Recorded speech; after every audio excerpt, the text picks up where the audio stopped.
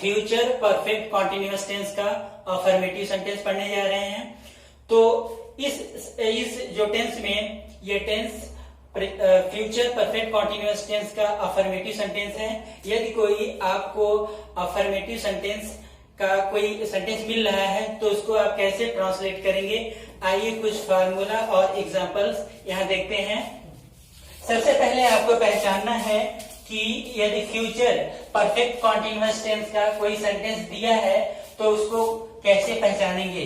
तो इसमें क्या होता है कि यदि कोई सेंटेंस दिया है और उसके अंत में रहा होगा, रही होगी और रहे होंगे आदि शब्द आते हैं तो इससे आप पहचान सकते हैं कि ये sentence future perfect continuous tense का है। और इसमें एक और विशेषता होती है कि इसमें कार्य करने का समय दिया रहता है। इसमें समय दिया रहता है कि वह कार्य कितने टाइम से चल रहा है। रूल नंबर फर्स्ट है ही, सी, इट, दे तथा अन्य सब्जेक्ट के साथ विल हैव बीन, यानी यदि आपका सब्जेक्ट थर्ड पर्सन है तो उसके साथ विल हैव बीन का यूज करेंगे। और रूल नंबर 2 है आई, वी के साथ शैल हैव बीन का प्रयोग करेंगे, यानी आपका सब्जेक्ट फर्स्ट पर्सन है तो उसके साथ शैल हैव बीन का यूज होगा। रूल नंबर 3 है, इसमें क्या होता है मेन वर्ब के फर्स्ट फॉर्म में आपको आईएनजी यानी प्रेजेंट पार्टिसिपल का यूज करेंगे।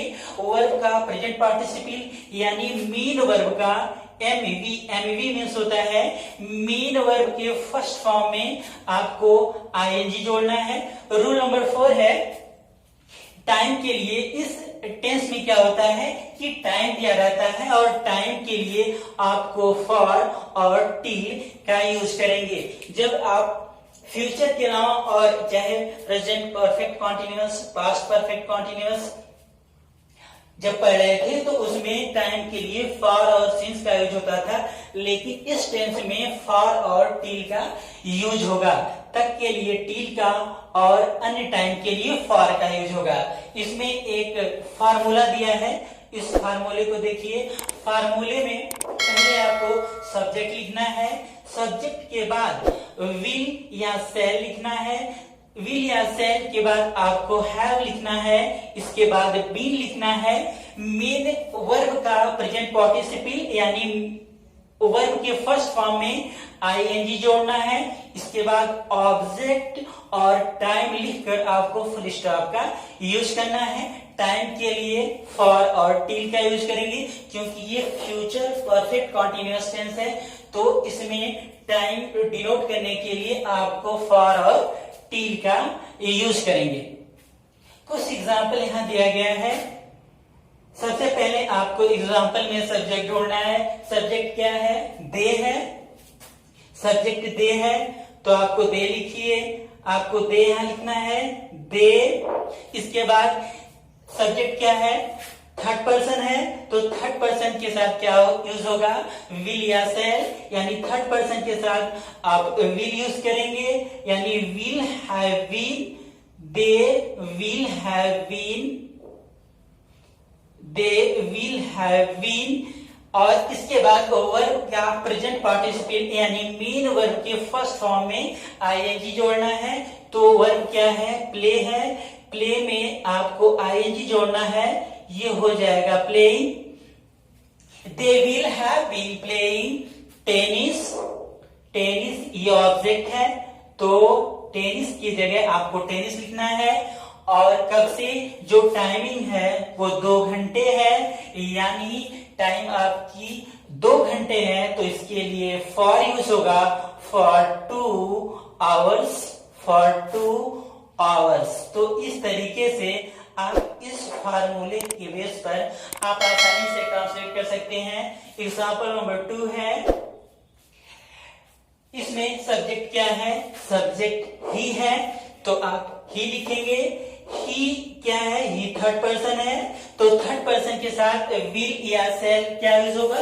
तो अगर सब्जेक्ट आपका थर्ड पर्सन है तो उसके साथ विल यूज होगा, यानी he will have been, he will have been, he will have been, he will have been. और इसके बाद प्रेजेंट पार्टिसिपल वर्ब का प्रेजेंट पार्टिसिपल आपको यूज करना है।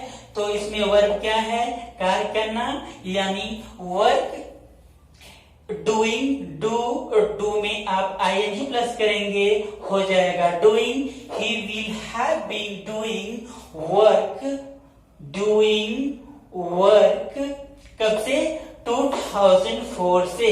तो जब 2004 है तो यहाँ टील का यूज करेंगे, और जब कोई टाइम निश्चित है तो यहाँ टील का यूज करेंगे, क्योंकि ये फ्यूचर परफेक्ट कॉन्टिन्यूअस टेंस है तो इसमें टाइम के लिए टील का यूज करते हैं। तो आपकी टाइमिंग क्या है, 2004 है। He will have been working, doing work in this office,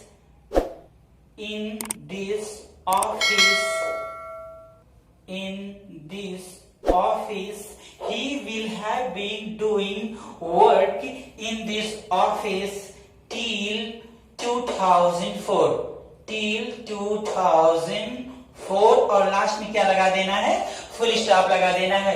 तो इस तरीके से पहले आपको सब्जेक्ट लिखना है, इसके बाद विल या सेल में से किसी एक को यूज करना है। सब्जेक्ट अगर थर्ड पर्सन है तो विल का यूज होगा, सब्जेक्ट फर्स्ट पर्सन है तो सेल का यूज होगा। हैव और विल ये दोनों के साथ यूज होंगे। वर्ब का प्रेजेंट पार्टिसिपल यानी मीन वर्ब के फर्स्ट फॉर्म में आईएनजी प्लस करेंगे, ऑब्जेक्ट लिखेंगे, टाइम लिखेंगे, टाइम के लिए फॉर या टी का यूज करेंगे, और लास्ट में फुल स्टॉप का यूज करेंगे। नेक्स्ट एंड लास्ट है, हम इस मकान में 5 वर्ष से रह रहे हैं। सबसे पहले आपको सब्जेक्ट ढूंढना है। सब्जेक्ट क्या है, वी है। वी क्या है, फर्स्ट पर्सन या थर्ड पर्सन। तो वी फर्स्ट पर्सन है और फर्स्ट पर्सन के साथ क्या यूज होगा, शैल यूज होगा। तो ये हो जाएगा we shall have been, we shall have been. और वर्ब के फर्स्ट फॉर्म में आईएनजी लगाना है। वर्ब क्या है, लीव है, लीव LIVING यानी लिविंग, आपको आईएनजी लगाना है। We shall have been living. Object क्या है, इस मकान में, यानी in this house, in this house, in this house. और टाइमिंग क्या है, टाइमिंग है 5 वर्ष, यानी टाइम आपकी टाइम के लिए आपको फॉर या टी का यूज करेंगे। तो यहां हो जाएगा फॉर 5 years, फॉर 5 years। तो इस तरीके से आप आसानी से ट्रांसलेट कर सकते हैं। इस फार्मूले को आप लर्न कर लीजिए। ये फार्मूला है फ्यूचर परफेक्ट कॉन्टिन्यूअस टेंस का। इसमें क्या करेंगे, पहले सब्जेक्ट लिखेंगे, इसके बाद विल या शैल लिखेंगे, हैव लिखेंगे, इसके बाद बी लिखेंगे, और मेन वर्ब के फर्स्ट फॉर्म में आईएनजी लिखेंगे, ऑब्जेक्ट लिखेंगे और टाइम लिखेंगे, लास्ट में फुल स्टॉप लगा देंगे। तो फ्यूचर परफेक्ट कॉन्टिन्यूअस टेंस का, अफर्मेटिव सेंटेंस का आप सेंटेंस बनाइए, उसको ट्रांसलेट करिए और